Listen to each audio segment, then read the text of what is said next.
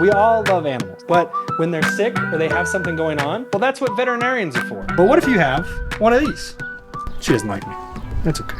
What about, I don't know, hundreds of these guys? Well, the problem is, depending on where you live in Utah, there might not be someone nearby who can help with that. Maddox doesn't like that. Come here, Maddox. My last count in Utah, I believe there were 8 or 9 counties or parts of counties in Utah that have been identified by the USDA as being underserved from a veterinary professional workforce standpoint. That's why in 2022, Utah State University got approval for its 4-year vet med program, so it can help fill in those gaps in the state.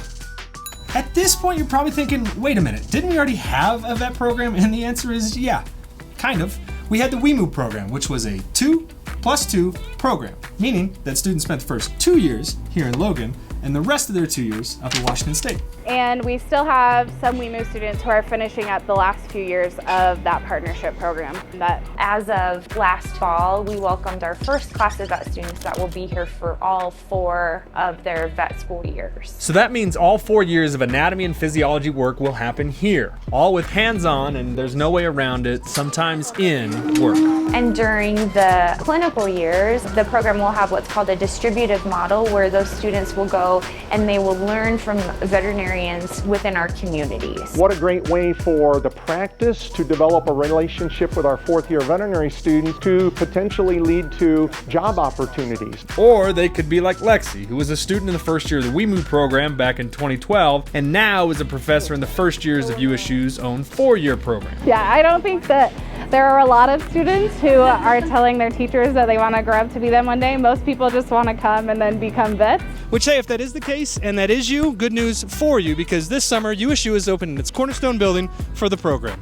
The Thomas and Patricia Willis Veterinary Medical Education Building, a brand new state-of-the-art instructional facility that will be the home for the new College of Veterinary Medicine. It will add to all of USU's other facilities supporting the program, like the Animal Science Farm and the dairy and the Veterinary Diagnostic Lab. Having all of those facilities is necessary for vet students to see all the different capacities that veterinarians can eventually work in.